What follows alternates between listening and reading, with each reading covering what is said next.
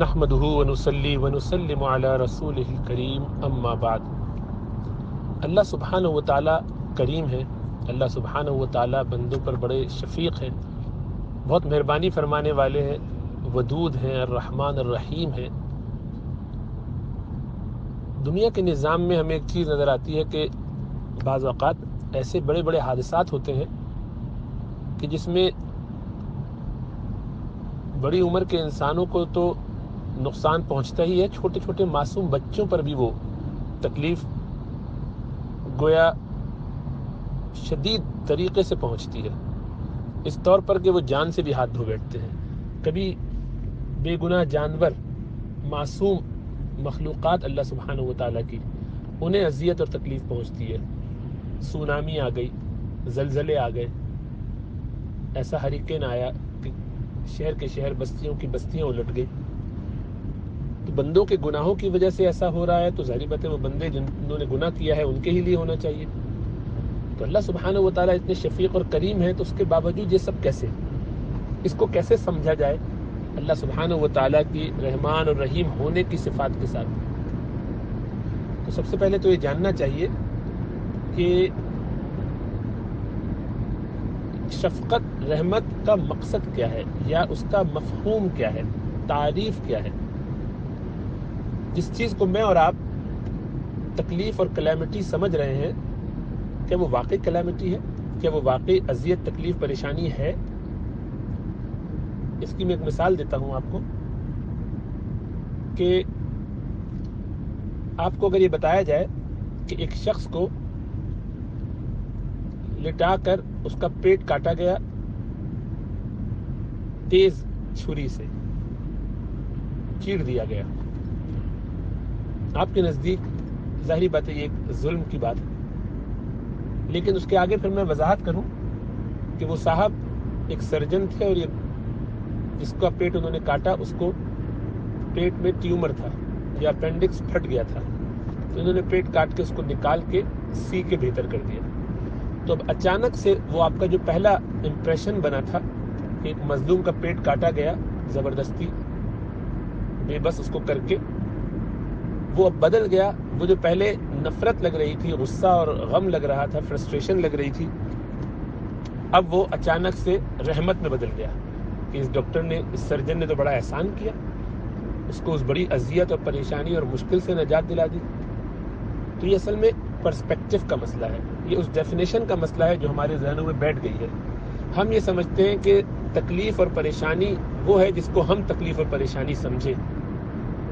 کبھی ایسا ہوتا بھی ہے لیکن ضروری نہیں ہے۔ ایک تو بات یہ ذہن میں رہنی چاہیے کہ اللہ سبحانہ و تعالیٰ کی طرف سے جو بھی کچھ ہوگا وہ جسٹیفائیڈ ہوگا۔ اللہ سبحانہ و تعالیٰ ظالم نہیں ہے۔ اللہ فرماتے کہ ان اللہ لیس بظلام للعبید، اللہ اپنے بندوں پر ذرہ برابر بھی ظلم نہیں فرماتے، تو ظلم وہ کسی صورت نہیں ہوگا۔ یہ بات اپنے ذہنوں میں اگر بٹھا لی جائے تو خود بخود سمجھ میں آ جائے گا کہ وہ چیز جو مجھے بظاہر تکلیف دہ لگ رہی ہے وہ حقیقتاً تکلیف دہ نہیں ہے۔ اس کی ایک مثال آپ اور دیکھیے، آپ اپنا باغ سجانا چاہتے ہیں، باغ بنانا چاہتے ہیں اور اس میں محنت کر رہے ہیں، اور اس محنت میں آپ نے غور کیا، بڑی فکر کی، اور آپ کو نظر آیا کہ یہ دیکھو اس گھاس کو برابر کرنے کے لیے مجھے تھوڑی سی ٹرمنگ کر دینی چاہیے، یہ جو جنگلی پودے کچھ نکل آئے ان کو جڑ سے اکھیڑ دینا چاہیے۔ اب یہ سب کرنے میں، تراش خراش کرنے میں، پودوں کی، جڑی بوٹیوں کی، مختلف درختوں کی اور پودوں کی، آپ اس پورے باغ کو سامنے رکھ کر فیصلہ کر رہے ہیں، جبکہ اس ایک چھوٹے سے پودے کو جو دیکھا جائے، گھاس کی وہ چھوٹی سی کوپل جو ابھی اگی ہے، بالکل معصوم بچہ، اس کے برابر میں اس کی ماں دیکھتی ہے کہ اچانک سے آپ کا مشین کا بلیڈ آتا ہے اور اس کو بالکل فارغ کر دیتا ہے، اس کا سر کاٹ دیتا ہے، اسے جڑ سے ہی اکھاڑ دیتا ہے، تو آپ اس کے نزدیک ظالم ٹھہرے۔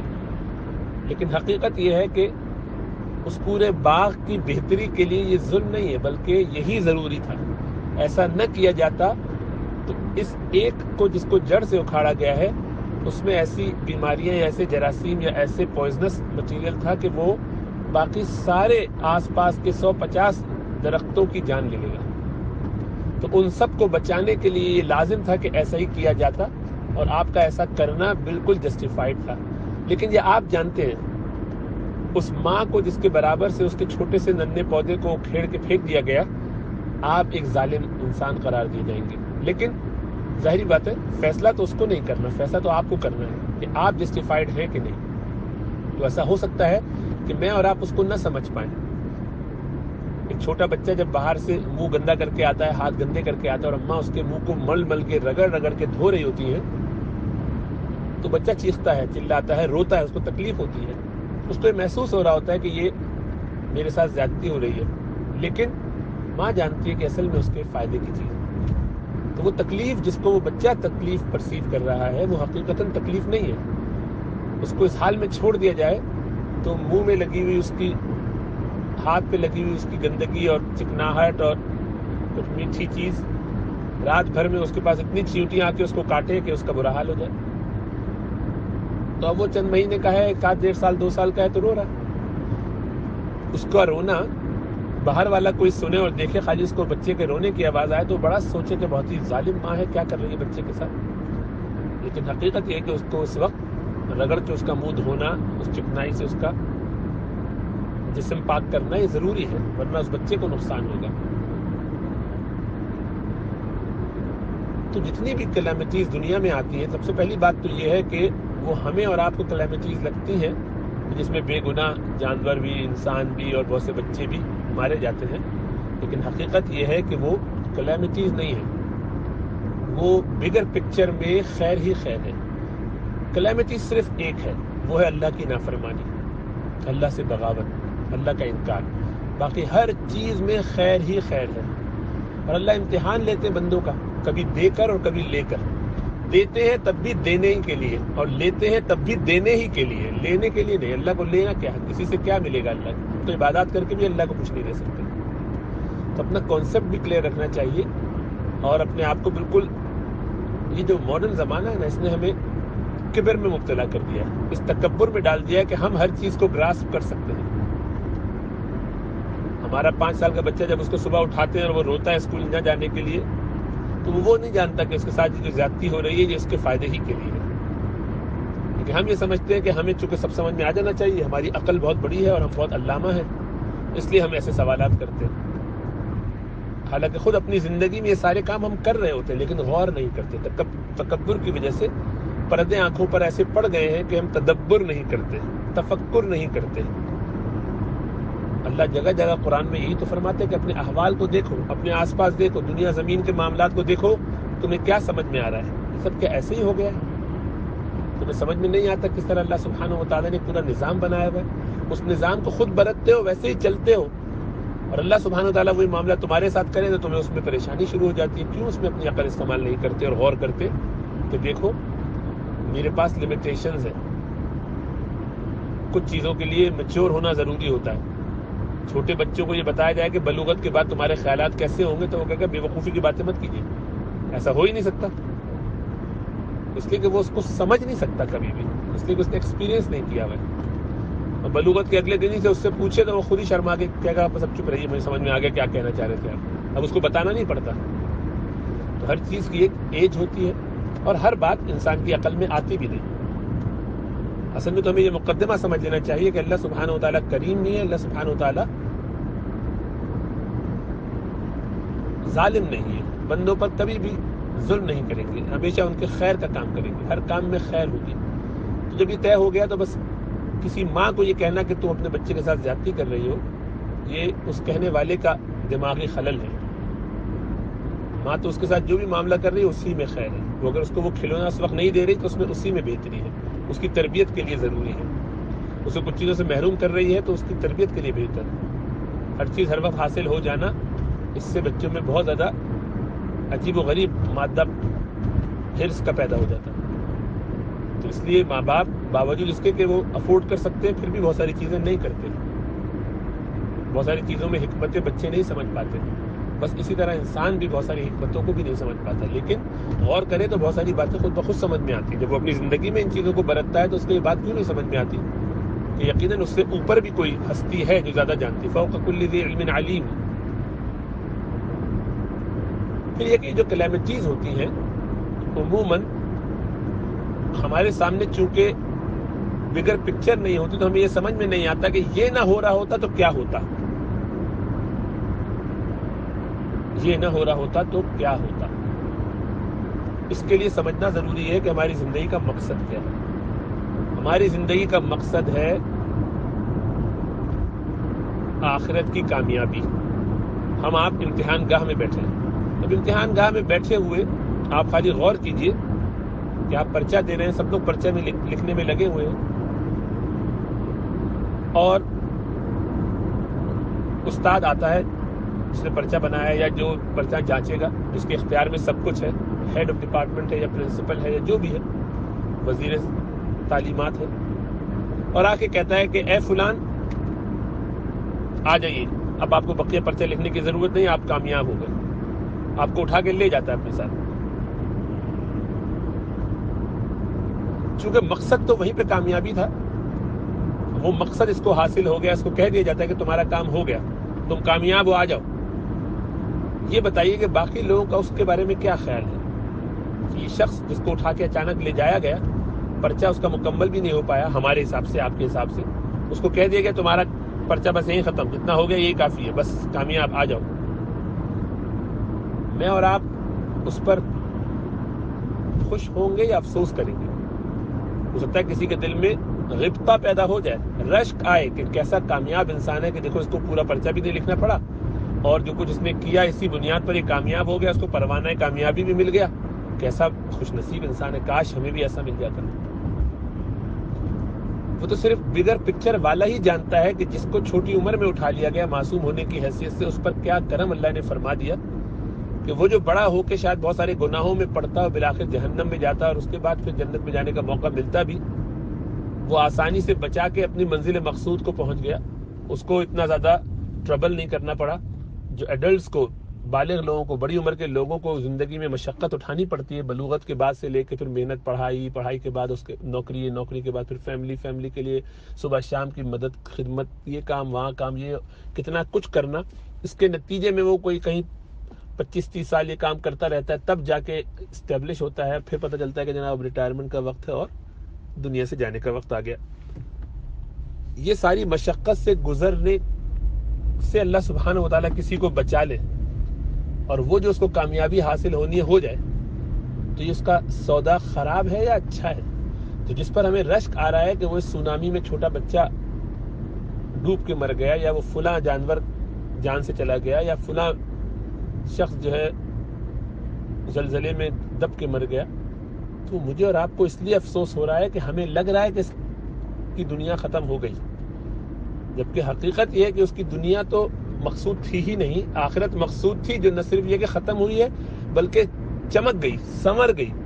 چنانچہ حدیث میں آتا ہے کہ جو ڈوب کے مر جائے وہ جنتی، جو دب کے مر جائے کسی عمارت کے نیچے ملبے میں جنتی، جو عورت بچہ جنتے ہوئے مر جائے جنتی، جل کے مر جائے جنتی. یہ شہادت کے درجے ان سب کو قرار دیا گیا. تو وہ چیز جو ہمیں اور آپ کو تکلیف کا باعث لگ رہی ہے، جس سے مجھے محسوس ہو رہا ہے کہ شاید اس سے دوسرے کو، بلکہ شاید کہ اکثر لوگ تو اس پہ یقین کرتے ہیں اور کہتے ہیں اس بنیاد پر وہ اللہ کو چھوڑ دیتے ہیں. ان کے ذہن میں یہ کہ اللہ سبحانہ وتعالیٰ تو کریم تھے، ہم نے سنا تھا، یہ کیا حال ہے؟ حالانکہ ان کی جہالت کی وجہ سے ان کو یہ اندازہ نہیں، ان کو سمجھ نہیں آتی کہ تعریف کسی بھی چیز کی ریلیٹیو ہوتی ہے، وہ آپ کس اینگل سے دیکھ رہے ہیں. ایک گویے کے یہاں کوئی آدمی پیدا ہو اور وہ بچہ اگر گا نہ سکتا ہو تو اس کے لیے نزدیک وہ بالکل ناکام ہے، حالانکہ وہ دنیا کا سب سے بڑا سائنٹسٹ بن جائے، ڈاکٹر، انجینئر بن جائے، پھر بھی وہ کہے گا یہ ناکام ہے، اس لیے تو گا ہی نہیں سکتا، کیونکہ مقصود تو اس کے نزدیک گانا تھا اور گلا ہی اس کا ٹھیک نہیں ہے. یہی کیفیت یہاں ہے.